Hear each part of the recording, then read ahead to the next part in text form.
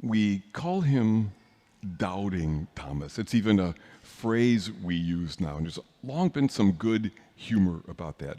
One meme I saw Thomas walking out, not noticing that the bridge over this cliff was broken, right past a sign that says, "Bridge, danger, bridge out." To which Thomas replies, oops, sorry, here we go. It's one of those days for the priest. To which Thomas replies, "Yeah, right." And at the bottom it says, "The other disciples were always visiting Doubting Thomas in the hospital." Yeah. People of a certain age will know that, or perhaps with kids of a certain age, will know that this one needs no explanation. If you don't have any kids, you could maybe ask them. Okay.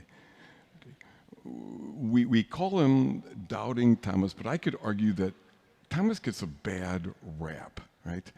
That name has always bothered me a bit. The scriptures are clear that the other disciples also were frightened and doubted. He gets that name, I think, because he was the only one who said it out loud, right? I think we should call him Honest Thomas, because he said out loud what most of the others were thinking or feeling. Of course, it was hard for Thomas to believe. His whole world had been turned upside down. He had seen his Lord crucified. Do you think you'd have been different? I don't know that I would have. And how about when our worlds get turned upside down? How is our faith then? Well, how is our faith now? To help us look at that, I've got just a bit of a quiz. Now, you're not going to have to share your answers out loud. You can change your answers as you go. I certainly encourage you to be as honest as you can as you answer these. When we go back to grade it, I'll give the answers not according to how I would answer them, but according to how I think Jesus would answer them. So dig in. Quiz question number 1. How often have you doubted that there is a God? From time to time? Never? Almost daily? During a certain period of your life? Question 1. Question 2, if it's not too hard for you to believe there is a God, then how often have you wondered where God was to be found? From time to time? Never? Almost daily? During a certain period of your life? Question, again, there's no right answers or wrong answers, right? Question number 3 is yes or no. Do you think God causes suffering? Yes? No. 4, at this time in your life, how many grudges are you carrying? 2 or less?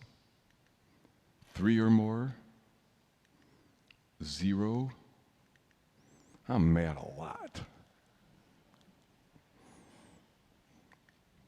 5, would actually be, I don't want this to be a yes or no, a bit more of an essay question, I suppose.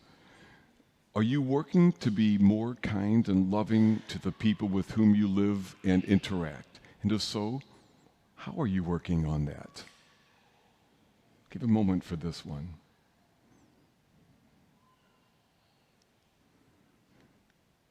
Final question, similar in that more than just a yes or no or a quantification.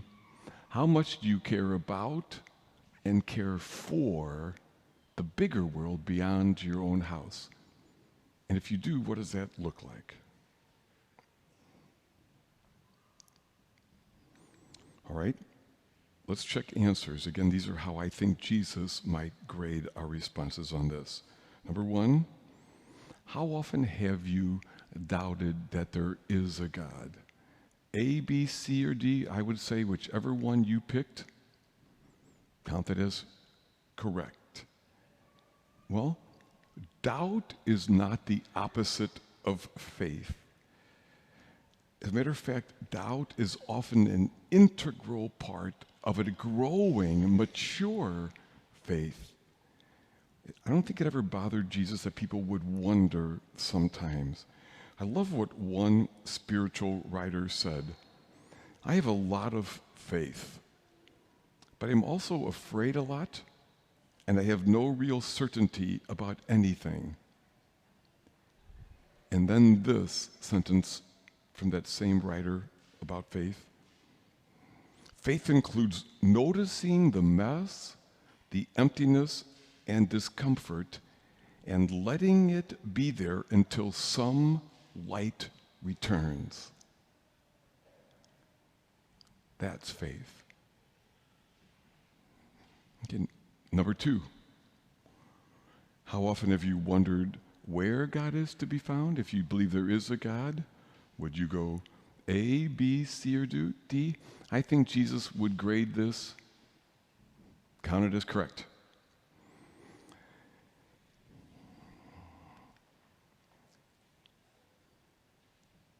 Remember as Jesus hung on the cross and he cried, my God, why have you abandoned me? I think God understands this question for us. Sometimes life is hard, or scary, or heartbreaking, and it feels that God is far away. God isn't, but sometimes feels that way. So far, 2 for 2, you're batting 100. Try number 3. Do you think God causes suffering? If you answered yes on this one, I would say, nope, count that as a wrong answer. Now, I've long believed and witnessed this countless times in my life that God can and God does bring good out of suffering. See it all the time. But that does not mean that God causes the suffering, because God does not. In spite of all the silly cliches we say, no, God doesn't send us suffering either as punishment or to bring some good out of it or to teach us or to help us to grow.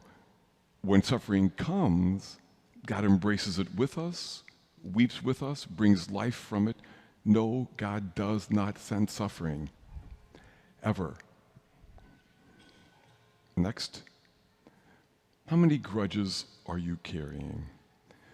Again, honesty is important.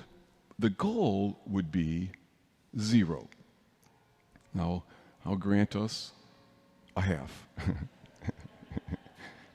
meaning that we're at least working on it, right? Now, don't hear me suggest that we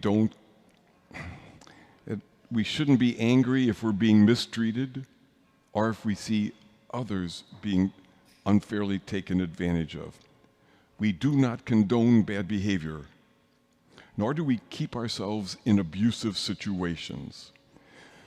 But Jesus counts on us to do the inner work, to become free of our desire for revenge and from the bitterness that eats up our souls and tears up this world.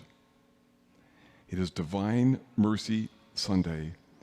When Jesus rose from the dead, he did not spend a single moment shaming anybody, nurturing a grudge. No, he breathed on them peace and invited them and us to be merciful like he is. 5, are you working to be kind and loving to the people with whom you live or interact?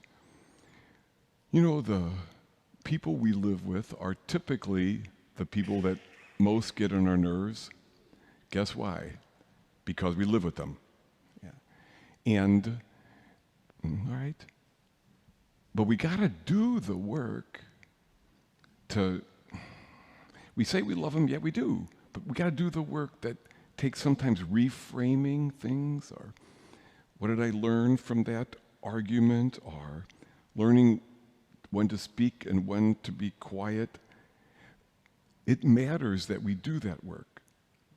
And number 6, how much do we care about and care for the bigger world? Our faith is to help us, correct. It is to sustain and guide us, comfort us, encourage us. But our religious practices, this and all of our religious practices, are to make our hearts bigger for this world. It's not just about me and my little tribe or my little group. Yeah, we got to love those right around us, but Jesus counts on us to work for a more just world. A more just world. A more loving world. A more loving world. So there it is. Grade yourself as you think appropriate. Be merciful as you would, right? Doubts, no doubts, that's really not the question. It's how we live that matters most to Jesus. Back to Thomas. Thomas doubted. Thomas wondered. That's why we get the name Doubting Thomas. But that wasn't that important to Jesus. The point of it all was Thomas lived his faith, doubts and all. He did that so well that he also has another name. We call him Saint Thomas. There's always been some good humor about Thomas. My personal favorite, Jesus, hey Thomas, do you think Christians will ever appreciate that you were actually a person of great faith? I doubt it.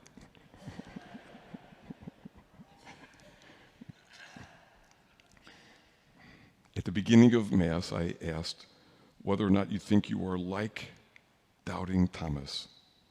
I'd argue having a faith like his would be wonderful indeed.